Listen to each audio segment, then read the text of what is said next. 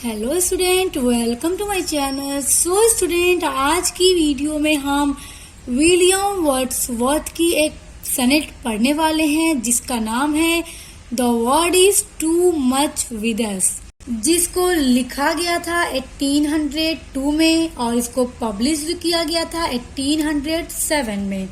और स्टूडेंट, ये एक पैट्रियार्चल सनेट है, यानी सनेट 14 लाइन्स की होती है और ये पैट्रियार्चल सनेट है।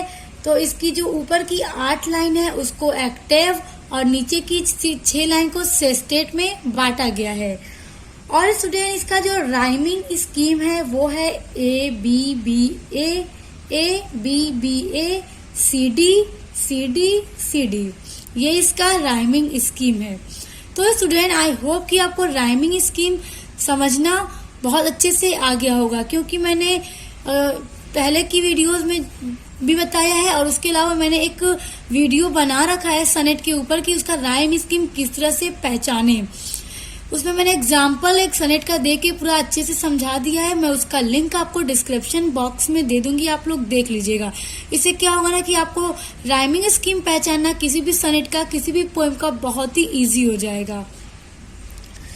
और स्टूडेंट देखिए, सबसे पहले बात करते हैं। देखिए, ये जो हमारा पोएम है the world is too much with us, तो इसके टाइटल की बात करें तो इसके टाइटल से ये मतलब निकलता है कि हम इस दुनिया में कुछ ज्यादा ही खो गए हैं, या ये दुनिया हमारे अंदर कुछ ज्यादा ही समा गई है।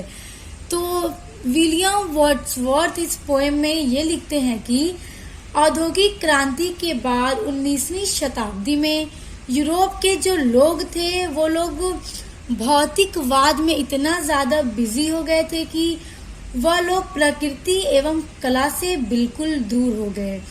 यानी दुनिया के जो लोग हैं, राइटर का कहना है, पोएट का कहना है कि जो दुनिया के लोग हैं वो प्रकृति को भूल गए और भौतिकवाद में, यानी इस भौतिक दुनिया में इतना बिजी हो गए, उन्होंने प्रकृति से प्राप्त शक्तियों का यूज करना छोड़ दिया और पैसा कमाने और उसे खर्च करने में ही अपनी पूरी शक्ति खर्च करने लगे।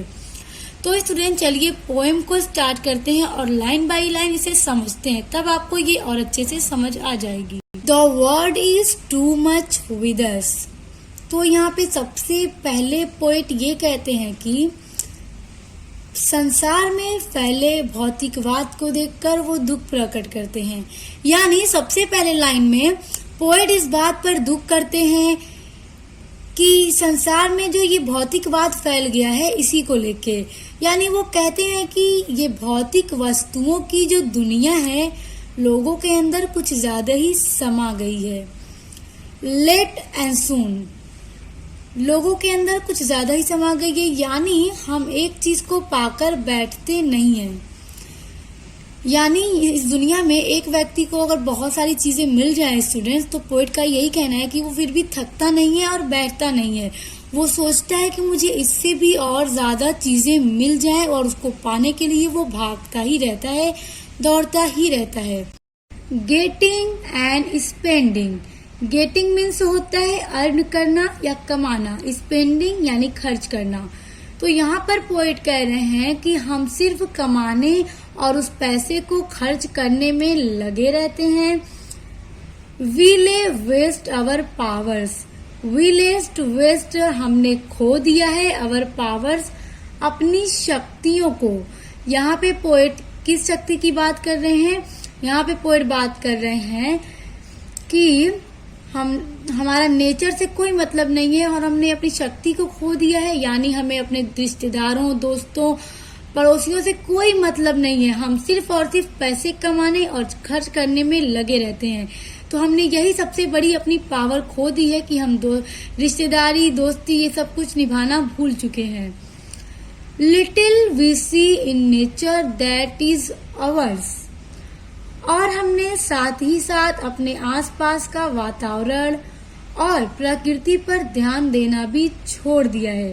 तो यहाँ पे पोएट कह रहे हैं कि हम यहाँ की यानी कि भौतिक दुनिया में इंसान इतना बिजी हो गया है कि वो अपने आसपास के वातावरण को, नेचर को, उन सब पर उसका अब कोई ध्यान ही नहीं जाता। वो सिर्फ और सिर्फ कमाने और उसे खर्च करने में लगा हुआ है।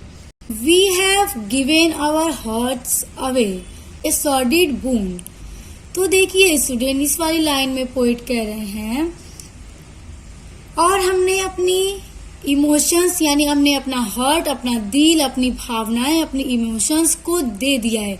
We have given our hearts away, हमने अपने दिलों को, अपनी भावनाओं को दे दिया है, उनका सौदा कर लिया है। किन चीजों के साथ? इस भौतिक दुनिया के साथ, यानी कि हमने भौतिक दुनिया को अपना बना लिया है और अपने दिलों को, अपनी भावनाओं को उसे दे दिया है। और पोएट के अनुसार ये सौदा बहुत नीच किस्म का सौदा है। The sea that bares her boson to the moon. Bosom means होता है स्टूडेंट सीना। तो दी सी यानी यह समुद्र चांद के सामने सीना तान के खड़ा है, यानी चांद की जो परछाई है वो समुद्र में नजर आ रही है। The winds that will be howling at all hours। और ये जो हवाएं हैं वो हॉलिंग मतलब होता है स्टूडेंट मेकिंग नॉइस यानी शोर मचाना। और ये जो हवाएं हैं इनको देखो, ये हर घंटे बहती रहती हैं, शोर मचाती हैं। एंड आर अब gathered now like sleeping flowers. और अब गैदर मीन्स होता है स्टूडेंट साइलेंट, यानी शांत हो जाना, रुक जाना। तो यहाँ पे पोएट ये कह रहे हैं कि जो हवाएं पहले चलती थी, आवाज के साथ आवाज करते हुए, शोर मचाते हुए जो हवाएं घंटों घंटों चलती थी, अब वही हवाएं अब गैदर्ड यानी साइलेंट हो गई हैं, चुप हो गई हैं, शांत हो गई हैं। नाउ लाइक स्लीपिंग फ्लावर्स, यानी अब लाइक मीन्स जैसे, स्लीपिंग फ्लावर यानी जैसे एक फूल सो रहा हो, यानी हवाएं चलना बंद हो गई हैं। For everything we are out of tune. तो यहाँ पे पोएट ये कह रहे हैं, देखिए student, we are out of tunes का मतलब होता है कि प्रकृति की किसी भी सुंदर वस्तु की हम तारीफ नहीं कर पाते हैं। तो यहाँ पे पोएट का ये कहना है इस वाली लाइन में कि ये जो हवाएं चल रही थी हम इन पे कोई ध्यान नहीं दिए, और ये जो चांद की जो परछाई है समुद्र में नजर आ रही थी हमने उस पर भी ध्यान नहीं दिया। और ये सब प्रकृति को देखो कितना सुंदर है, लेकिन मनुष्य कमाने और उसे खर्च करने में इतना ज्यादा बिजी हो गया है, इस भौतिक संसार में इतना समा गया है, उससे दिल लगा लिया है कि उसको ये प्रकृति नजर ही नहीं आती है और वो उसकी कोई तारीफ ही नहीं करता है। तो स्टूडेंट देखिए, अब आ जाते हैं आपके सेस्टेट पे। It move us not. तो यहाँ पे पोएट ये कह रहे हैं कि जो प्रकृति का दृश्य है, मतलब इंसान उसे देखना ही छोड़ दिया है, उसकी तारीफ करना ही छोड़ दिया है, उसको मतलब मनुष्य देखता ही नहीं है। ग्रेट गॉड, हे भगवान, I'd rather be a pagan suckled in a greed out worn। तो देखिए स्टूडेंट, पैगन मीन्स होता है, जैसे ये पैगन होते हैं जो बहुत सारे देवी देवताओं की पूजा करते हैं। सकल्ड मीन होता है पालित। क्रीड मतलब होता है रिलीजियन या धर्म। आउटवर्ड यानी चलन से बाहर या बहुत पुराना। तो देखिए यहाँ पे पोएट ये कह रहे हैं कि I'd rather be a pagan suckled in a creed outward, यानी मैं एक पैगन होकर मैं पैदा हो जाता, एक ऐसे धर्म में पैदा हो जाता जो बहुत सारे देवी देवताओं की पूजा करते हैं, भले ही वो धर्म चलन से बाहर होता या बहुत पुराना होता, लेकिन काश कि मैं पैगन हो गया होता। So might I standing on this pleasant lee। तो देखिए यहाँ पे पोएट ये कह रहे हैं स्टूडेंट कि और अगर मैं पैगन रहता तो ली मीन्स होता है घास का मैदान, तो मैं उस घास के मैदान में खड़ा हो जाता। स्टैंडिंग यानी खड़ा हो जाता। ये कौन कह रहा है? ये पोएट कह रहे हैं। यानी वो इसलिए ऐसा कह रहे हैं कि लोग दुनिया की चीजों में इतना बिजी हो गए कि प्रकृति को देखना और उसकी तारीफ करना, इस सब को वो एकदम भूल ही चुके हैं, सिर्फ और सिर्फ कमाने और खर्च करने में लगे हैं। इसलिए यहाँ पे पोएट ये कह रहे हैं अगर मैं पैगन होता तो मैं घास के मैदान में बहुत ही खुशी से खड़ा हो जाता, have glimpses that would make we less forlorn. देखिए स्टूडेंट, यहाँ पे जो फॉरलॉर्न लिखा है वो एक ही लाइन में है, बस स्पेस कम होने की वजह से मैंने इसे यहाँ लिख दिया। और यहाँ पे ये मत सोचिएगा कि ये दो लाइन का अलग से है, ये यहाँ का है और फिर ये लाइन यहाँ है और ये वाली यहाँ। ओके, तो ये क्योंकि ये सेस्टेट है और सेस्टेट 6 लाइन का होता है। तो देखिए 1 2 3 4 5 एंड 6। तो देखिए यहाँ पे पोएट ये कह रहे हैं कि अगर मैं पैगन होता तो मैं घास के मैदान में खड़ा हो जाता, तो उस टाइम मुझे अपना अकेलापन खलता नहीं, मैं बहुत शांति से उस मैदान में खड़ा हो जाता। Have sight of Proteus rising from the sea. तो प्रोटियस एक ग्रीस गॉड है स्टूडेंट। तो यहाँ पे पोएट ये कह रहे हैं कि जब मैं उस घास के मैदान में खड़ा हो जाता तो घास के मैदान के सामने एक सी होता, एक समुद्र होता जिसको मैं देखता, और जब मैं देखता तो मुझे अपना अकेलापन नहीं खलता। क्यों नहीं खलता? वो इसलिए नहीं खलता क्योंकि समुद्र के जो देवता प्रोटियस हैं वो समुद्र की लहरों से निकलते और शायद मैं उन्हें देख पाता। और hear old Triton blow his bleated horn.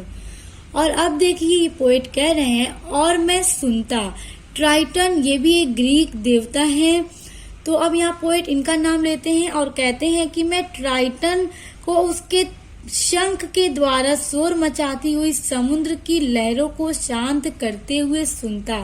तो देखिए स्टूडेंट, यहाँ पे पोएट का ये कहना है कि अगर पैगन होता तो मैं मैदान में खड़ा हो जाता और उसके सामने जो समुद्र है उस समुद्र को मैं देखता और मैं उस प्रकृति में इतना खो जाता कि मुझे मेरा अकेलापन भी नहीं खलता, और मैं प्रोटियस देवता को भी देखता और ट्राइटन की आवाज को भी मैं सुनता।